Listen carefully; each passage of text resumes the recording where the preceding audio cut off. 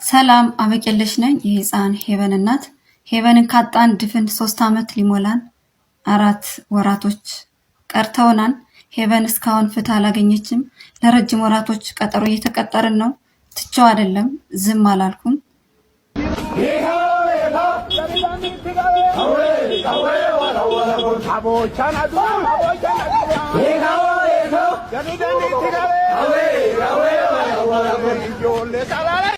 ሰላም ውድ ኢትዮጵያውያን፣ ሰላም የኢቢኤስ ቤተሰቦች። እናንተ እንደምታውቁትን እንደማውቀው በአንጋፋው አርቲስት በነፃነት ነበር ይህ መድረክ የሚደምቀው።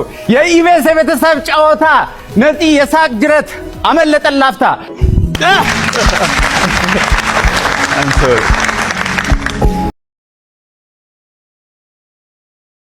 ሰላማችሁ ይብዛ። እንደምን ቆያችሁኝ? የተከበራችሁና የተወደዳችሁ የቻናሌ ቤተሰቦች ኢትዮጵያውያን፣ ኤርትራውያን ወንድሞች በአገር ውስጥም በውጭም ያላችሁ በቅድሚያ እንደተለመደው የከበረ ሰላምታዬን እያቀረብኩ ዛሬም ከአዳዲስና አነጋጋሪ ጉዳዮች ጋር ተመልሼ መጥቻለሁ። ቪዲዮ ላይክ ማድረግ እንዲሁም ለቻናሉ አዲስ ሆናችሁና የዚህ ቻናል ቤተሰብ ያላችሁ ቻናሉን ሰብስክራይብ በማድረግና የዚህ ቻናል ቤተሰብ በመሆን በተጨማሪም ቪዲዮቹ ላይ ያላችሁን ማንኛውም ሀሳብ አስተያየት ወንድማዊ እህታዊ ምክራችሁን ኮሜንት ሴክሽን ላይ በማጋራት ነገ ጥሩ የተሻሉ ማራኪ ስራዎችን ይዤ እንድመጣ አበረታቱኝ። ወደ ቪዲዮቹ ላይክ አድርጉ፣ ሼር አድርጉ። ለማንኛውም ግን ሼር አድርጉ ጓደኞቼ ባካችሁ።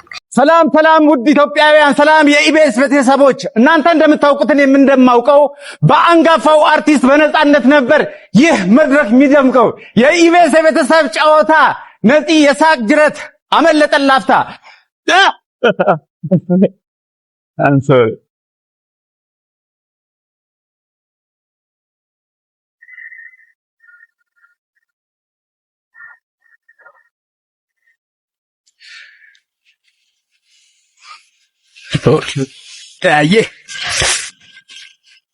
ጥልቅ የጥበብ ሰው ድንገት ቢያመልጠን እኛ ታናናሾች ይህን እንድንሞክር ህዝብ እድሉን ሰጠን።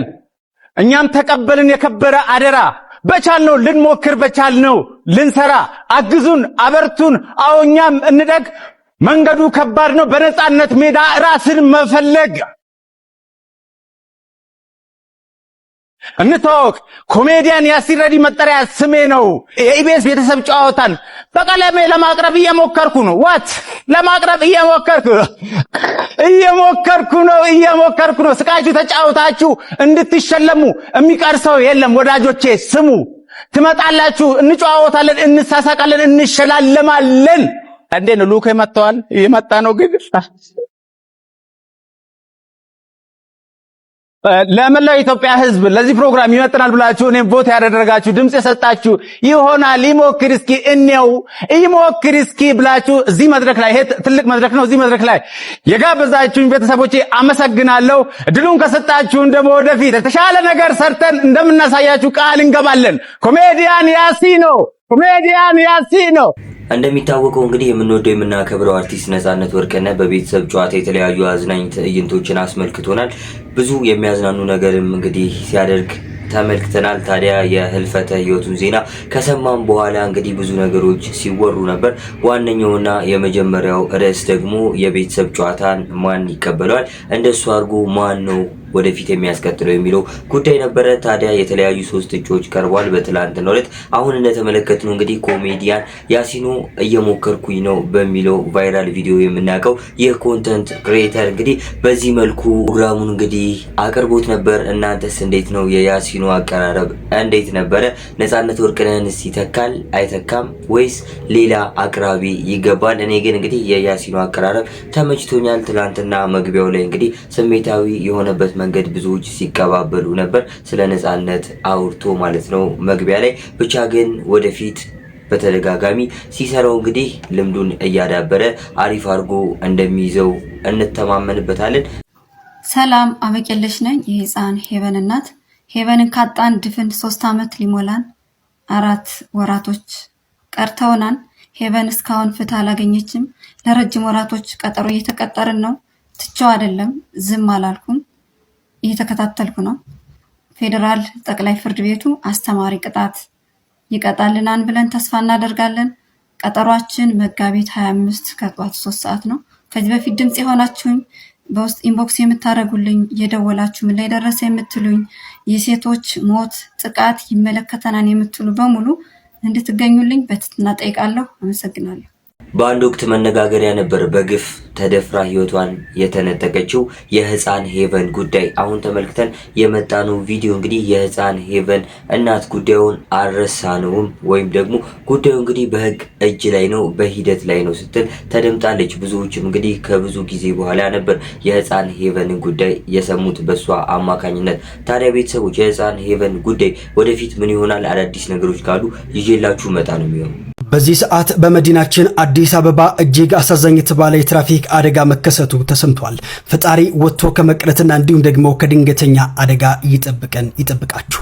መጋቢት 23 ቀን 2018 ዓ.ም ማለትም ዛሬ ረፋድ ላይ በለሚኩራ ክፍለ ከተማ ልዩ ስሙ የተባበሩት አደባባይ ተብሎ በሚጠራው አካባቢ አስከፊ የትራፊክ አደጋ መከሰቱ የተገለጸ ሲሆን የአሊያንስ አውቶቡስ ፒካፑና እንዲሁም ደግሞ ቪትስ መኪናዎቹን ከገጨ በኋላ አደባባዩ ላይ በመውጣት ሊገለበጥ መቻሉ ተገልጿል። በወቅቱ የፒካፕ መኪናውን ሲያሽከረክር የነበረው ግለሰብ ህይወት ወዲያውኑ ሲያልፍ እንዲሁም ደግሞ በፒካፕ መኪናው ውስጥ ተሳፍረው የነበሩት 2 ሴት ተማሪዎች የ7ኛና እንዲሁም ደግሞ የ5ኛ ክፍል እንዲሁም የቪትስ መኪናው አሽከርካሪ ላይ ከባድ አካል ጉዳት መድረሱ ተገልጿል።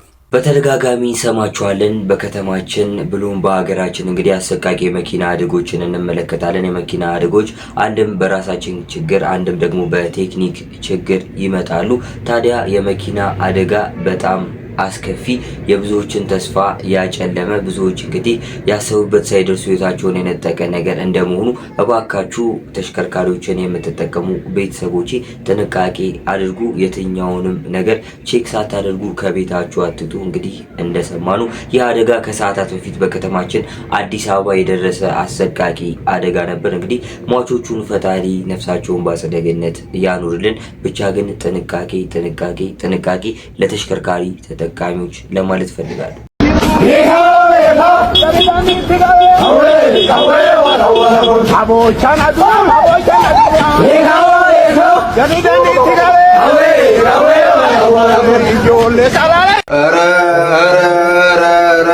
ስንት አይነት ልጅ አለ፣ ስንት አይነት ትውልድ አለ ባካችሁ።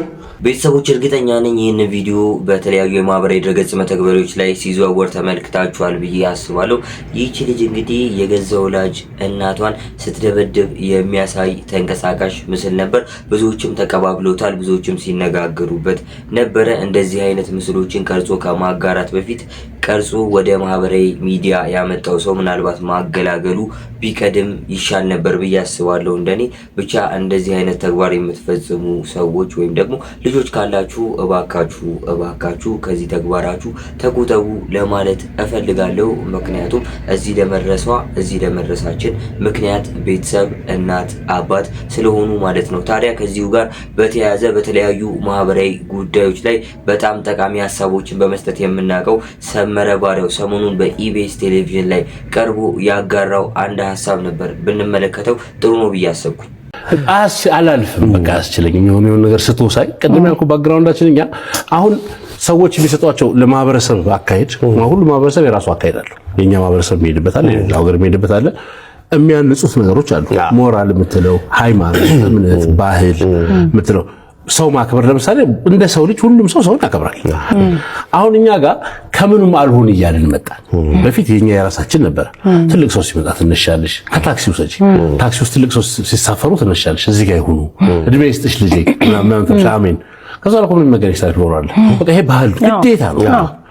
ሰው ሲገባ ይጨንቃል ራሱ እንደ መነሳት እንደማለት ነው። እግርና ጣምረ እንደዚህ ተቀምጣ ትልቅ ሰው ሲገባ ጸጉን እያረገ ባላየ ቁጭ የሚል ሰው ሳይዳውን ደም ይፈላል። ምን ሆነ ነው እንደዚህ ብትሆኑ ነው ይላል። እነዚህ ነገሮች እየተቀየሩ ሲመጡ አንዳንድ ትሪገር የሚያደርግ ነገር አለ የማትችለው። እኔም ብቻ አይደለም እኮ ብዙ ሰው ማለት ነው። እሱን አንደኛ እውነቱን ለመናገር እኔን ያቀዘቅዘኛል። ተነድኩት ይወጣል አልተናገረ የራሴ ውጥት ይልኛል። መጀመሪያ ከማንም በላይ ነው። ከወጣልኝ በኋላ ሰውን ካስተማረ ጥሩ ነው። መጀመሪያ ራሴ ይወጣል። ከዛ ይወጣልኝ ለሰውም ይወጣል። ሰዎችን አላውቃቸው የመጥፎ ኢንቴንሽንም የለኝም። አንዳንድ ጊዜ ሰዎች የሚሰጡ ሐሳብ በተዛነፈ አቅጣጫ ለምን አተዋቸውም? እንደ ትውልዱ እንደ ዘመኑ ለምን አይሆንም? ጄኔሬሽኑ እኮ ይለያያል። ጄኔሬሽን ቢለያይ ሺህ ጊዜ ቢለያይ ሰው ማክበርን በሚመለከት ሀገር ሞዴልን በሚመለከት የሰውን እምነት አለመንካትን በሚመለከት ሰው ኖብል አድርጎ የሚያቸውን ነገሮች አክብረ ተሰብስበ መቀመጥ በሚመለከት አንድ ነው። በ1900 በ2030 ገና ለወደፊት ትልቅ ሰው መስደብ በትክክል ሊመጣ አይችልም። አይመጣውም ጭራሽ መቼም ማለት ነው ማለት ነው። ስለዚህ እንደ ጊዜያቸው ምናምን የሚባለው ነገር የሆነ መስመሮች አታልፍም። እነሱ ነገሮች በጣም ማለፍ አለ እንጂ በተሰጠስ ያደርጓቸው መስመሮች እንደ ጊዜያቸው እኮ ይመለሳሉ የሚል አክስቷን ትመስላለች፣ ጎልዳን ትመስላለች። በቃ ፊገር ነች አይደል? ደግሞ እሷ ማለት እናትዬ ባፋ እንዴት ያምራል ብሎ ተቀዳደሩ አብሮ ከለበሱ መመለሻ የላቸውም። ተይዘው አሁን የቸገረን ይሄ ነው። ሄድን ተያይዘን ነው ኩራን መቼም ራስሽ ልክ ነኝ አይባልም፣ ግን በተቻለኝ መጠን እኔ ጀስቲፋይድ እንደሆንኩ አውቃለሁ። አብራርቼ ነው የምናገረው። ፐርሰናሊ ጥላቻ የለውም። አንቺ መልክሽ ሲያስጠላ አንተ አካሄድ እንትን ሲል አንተ እንትን እንዲያለና አልልም። የሰው መልክ፣ የሰው አፒራንስ፣ የሰው ንግግር፣ የሰው ምናምን ችግር የለብኝም። ልክም አይደለም ሞራሊ ድርጊት ነው የሚያበሳጨኝ ከኛ ነገር ውጪ የሆነ አንዳንድ ሰው ይላል አንተ ከእንትና ጋር ምንድነው ችግር ልጁ ይስራበት ይታወቅበት እንጂ ነክሰ ያስከው እሱ ነው ይላል። ወይ ነክሶ ማያሳው ባለፈውም ያለው ስድብ ነው የሰደበን። አሁን በቀጣዩም ቀለሉ ነው ያለን። በሶስተኛውም ኢትዮጵያን ስንባል ነው የሚያውክለን ያወራው። አሁንም ነክሼ ይዟል። በአራተኛውም ከመጣ ተሰብስቦ ከተቀመጠ ይቀመጥ። እኔ ምን አገባኝ? ያኔ ትልቅ ሰው ጥሩ ነገር ካረጋ ማመስገን ይችላል። ይልክልኛል ሰው ስድቡ ንግግሩ በጣም ናስቲ እንዲህ ማይወራ እሱን አላቀረም። እነሱን ፕሮሞት ማድረግ ይመስለኛል። እነሱን እውቅና መስጠት ነው። ሁለተኛ ደረጃ ሰው ልኮልኝ አንዳንድ ጊዜ ሰው እንትና የሚባል ሰው እንትናን ገንዘብ በልቷል፣ ቆይ ስልክ የተቀረጹትን ልክልሃለሁ ሂድበት አንተ እና ምናምን ብሎ ብር ሰጣለሁ አይቷል እንዴ ሊያሰድብ ማለት ከፍ የኔ ጌታ ደግሜ አትደውል። እኔ አሁን ቅጥር ሰዳቢ አይደለሁም። ቅጥር ሰዳቢ አይደለሁም። ቅጥር ሌላ ትንበል እና ሁለተኛ ደግሞ በግል የተቀራረጹትን ምን አገባኝ? እኔ በህዝብ ፊት ወጥቶ የሚያሳቀል ነው የተናገሩት። በግላቸው የማይፈልጉትን አድርገው ሲቀርጹ ቢሆኑ ቤታቸው እኔ በሰው ሰመረ ባሪያው በፊት እንግዲህ የተመለከትናት እቺ ከስርዓት ወይም ደግሞ ካደግንበት ማህበረሰብ ወጣ ያለ ተግባር ነው የፈጸመችው ታዳጊ። እንግዲህ ይህ ጉዳይ ይመለከታታል ብዬ ስላሰብኩኝ ነው። የተለያዩ ባህላቸውን የማያከብሩ ወጋቸውን የማይጠብቁ ትውልዶች አሉ በዚህ ትውልድ። ስለዚህ ታዲያ ሰመረ ባሪያው ያነሳው ሐሳብ ትክክል አይደለም ብላችሁ ታስባላችሁ? እኔ በሱ ሐሳብ ሙሉ ለሙሉ እስማማለሁ። ምናልባት እንግዲህ ተጨማሪ ሐሳብ አስተያየት አለን ካላችሁ ከዚህ ከሰመረ ባሪያው ሐሳብ ተጨማሪ ማለት ነው ሐሳብ አስተያየታችሁን ኮሜንት ሴክሽን ላይ ማጋራቱ አይከፋም። ምክንያቱም እንግዲህ የእናንተ ሐሳብ ለሌሎች መማሪያ ሊሆን ስለሚችል ማለት ነው። ከዚህ እስር ቤት እንደምንም ማምለጥ አለፍን ያለ ምክንያት ነው የገባ ነው እኮ። እንዴት ነው ልናመልጥ የምንችለው? ምን አይነት ሁኔታ ውስጥ ነው የገባ ነው? ቆይ ስማኝ ሰለሞን፣ በሄድክበት አታለቃቀስ። እቻለም ለሚያለቅሱ ቦታ የላትም እና መፍትሄ ብንፈልግ ይሻላል። ዳንኤል ምን እያልክ ነው? ይሄው እኔ ያስተከልኩት ጸጉር እየረገፈ ነው። ምን አይነት መፍትሄ ነው እዚሁ ነን የምናመጣው? ይሄን ነገር ለኔ ተውት። የሚያስወጣን ሰው አለ።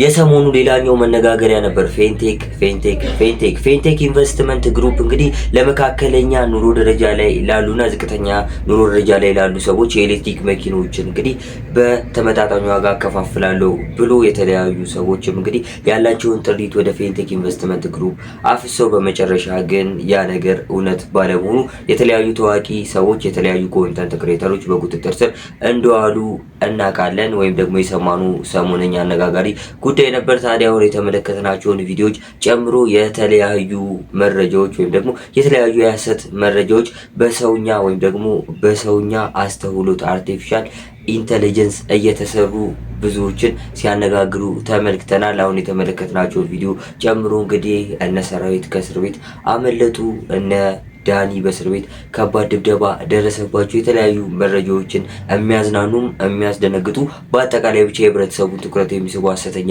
መረጃዎች ጉዳዩ አነጋጋሪ መሆኑን ተከትሎ እየተሰራጩ ስለሚገኙ ባካችሁ ከእንደዚህ አይነት ሐሰተኛ መረጃዎች ተጠበቁ፣ እንዳትታለሉ ለማለት ፈልጋለሁ። ሰላም ሰላም ሰላም፣ እንዴት ናችሁ? አማን ነው።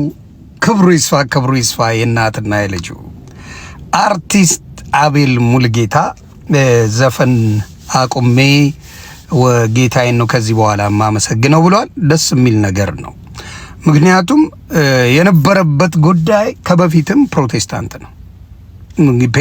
ፔጁን ገብታችሁ ማየት ነው። ፕሮቴስታንት የነበረ ወንድም ነው። ዘፈኑን ትቶ ወደ መዝሙር መሄዱ ማንንም ያስከፋል ብዬ አላስብም። ግን ምንድነው ፖለቲካ ነው። ፖለቲካው ምንድነው ምላችሁ ከአርቲስት በአርቲስት ከሄድን ቴዲ አፍሮን የሚያክለው አለ ብዬ አላስብም። ብዙዎቹ አርቲስቶች ይስማሙበታል። ቴዲ አፍሮ ከቴዲ አፍሮ ጋር ሰጣ ገባ ውስጥ ገብቶ ነበረ። የቴዲ ደጋፊዎች ደግሞ አቤልን ይዘው ምሽክ ያረጓታል፣ ላስላስ ያረጉታል። እና ትልቁ ምንድነው አርቲስቶች ሲደጋገፉ ደስ ይላል። አርቲስቶች እርስ በርስ ሲቀናኑ ምናምን ደግሞ በጣም ይጥላቸዋል ራሳቸውን። እና ቴዲ ያለው ተቀባይነት በኢትዮጵያውያን ብቻ ሳይሆን በዓለም ዙሪያ ብዙ ቢልቦርድ ላይ ራሱ የገባ ሰው ነው ቴዲ አፍሮ በስራው ማለት ነው። እና ከሱ ጋር ብሽሽቅ የተጀመረ ነገር አለና ያ ነው ብዙ ነገሩን የአቤላን ስራውን ያበላሸበት። ቴዲ አፍሮ ጋር ባይነካካ የሱ ደጋፊዎች ላስላስ ባያረጉት በአርት ስራው ላይ ጥሩ ስራዎች አሉት ብዬ አስባለሁ አርት ላይ። ስለዚህ ረስታችሁን ነው እንጂ ወንድምና እህቶቼ ማይኮ ፕራንክ ታስታውሳላችሁ? ሚኪ ማይኮ ወይም ፉርሜሳ ፕራንክ ከድሮም ጴንጤ ነበረ እንደፈለገ ዓለም ላይ ሆነና ተመልሶ ጴንጤ ጌታን ተቀብያለሁ ብሎ ዋት ያደረገ ማለት ነው። ከዛ ኢንተርቪው ሲደረግ እንደ አንተ ከድሮም እኮ ፕሮቴስታንት ነበርክ፣ ይሄ ነገር ማስጮሁ ለምን አስፈለገ ተብሎ ሲጠየቅ ብዙ ያላቸው ነገሮች አልነበሩ። ስለዚህ በጣም ግራ የሚያጋባው ነገር እንደዚህ የሚያደርጉ አንዳንድ ፕሮቴስታንት ወንድሞች ያሉ።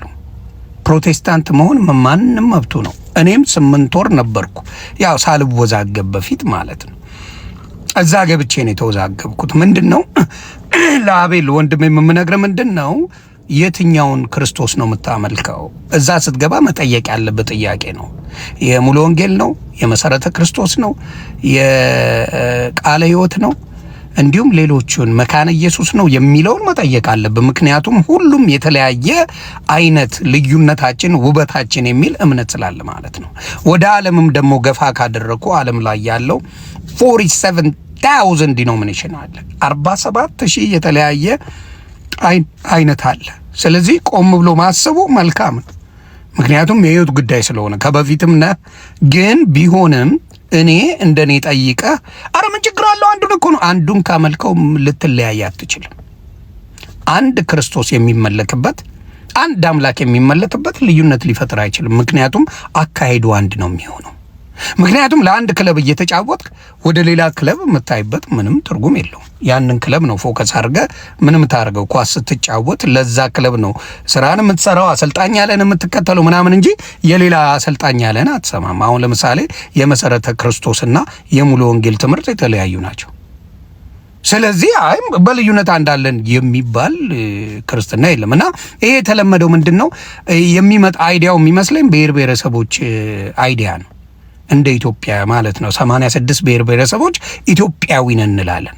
በቋንቋ እንለያያለን፣ በባህል እንለያያለን፣ በብዙ ነገር እንለያያለን።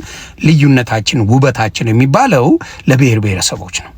ስለዚህ እዚህ ጋር አንተ ጋር ብትመጣ ያ ነገር አለ። ሌሎችም እመጣላለሁ። አስጌደን ደሾው ፕሮቴስታንት ነው ግን ዘፋኝ ነው። ሌሎችንም ላመጣልህ እችላለሁ። እነ ዳግማው የሚባሉ አቀናባሪዎች አሉ የታወቁ። እነ ኤልያስ መልካ የሚባሉ ነፍሱን ይማረው የታወቀ አቀናባሪ። ሌሎችንም አመጣለሁ። ዲሽታ ጌናን ማምጣት እችላለሁ። የቲክታከሩ ደግሞ ማን ነው ጆን ዳንኤልን አመጣላለሁ። የተለያዩ ናውን ፎንቴን አመጣላለሁ። የተለያዩ ፕሮቴስታንቶች አሉ። ግን ችግሩ ምንድነው እንደፈለጉ ዓለም ላይ ይሁን በዚህ ኢሹ እንግዲህ ብዙዎች ሲነጋገሩ ነበር። ብዙዎችም ሀሳባቸውን እየሰጡ ይገኛሉ። ወደፊትም የተለያዩ ሰዎች ሀሳባቸውን ይሰጡበታል። የተለያዩ ተንቀሳቃሽ ምስሎችን ያጋሩናል ብዬ የምጠበቅበት አንዱ ርዕስ ነው። እንግዲህ ታዋቂ ሰዎች፣ የተለያዩ አርቲስቶች ራሱ አቤል እንግዲህ ባልደረቦቹ ዘፋኞች ራሱ ሳይቀሩ ሀሳባቸውን እያጋሩ ይገኛሉ። አቤል እንግዲህ አሁን ላይ አየሩ ስለቀዘቀዘበት የኢትዮጵያ ኦርቶዶክስ ተዋህዶ እምነት ተከታይ ሳይሆን በፊት የነበረበትን የእምነት ተቋም አሁን እንደ አዲስ ተቀላቅያለሁ፣ ከኢትዮጵያ ኦርቶዶክስ ተዋህዶ ቤተክርስቲያን ወደ ፕሮቴስታንት ቤተ እምነት ተሸጋግሬያለሁ ሲል ያነሳው ሀሳብ በእውነት ከእውነት የራቀ ሀሳብ ነው ሲሉ እንግዲህ እነ ዮኒ ማኛን ጨምሮ የተለያዩ አርቲስቶች እየጠቀሱ ይገኛሉ። እናንተስ በዚህ ዙሪያ ምን ያክል መረጃ አላችሁ? እስኪ ያላችሁን መረጃ ብታጋሩኝ ደስ ይለኛል። ያላችሁን ሀሳብ አስተያየት ኮሜንት ሴክሽን ላይ አጋሩኝ። ለዛሬ ይዤላችሁ የመጣኋቸው ቪዲዮዎች እነዚህን ይመስሉ ነበረ። ቪዲዮቹን እንደወደዳችኋቸው አልጠራጠርም። ቪዲዮን ላይክ በማድረግ እንዲሁም ለቻናሉ አዲስ ሆናችሁ ለዚህ ቻናል ቤተሰብ ያላችሁ ቻናሉን ሰብስክራይብ በማድረግ እነዚህ ቻናል ቤተሰብ በመሆን በተጨማሪም ቪዲዮቹ ላይ ያላችሁን ማንኛውም ሀሳብ አስተያየት ወንድማዊ የታይም ክራችሁን ኮሜንት ሴክሽን ላይ በማጋራት ነገ ጥሩ የተሻሉ ማራኪ ስራዎችን ይዤ እንድመጣ አግዙኝ። በቀጣይ ባሪፍና ማራኪ ስራዎች እስከምንገናኝ እስካሁን ለነበረን ቆይታ እጅግ አመሰግናለሁ።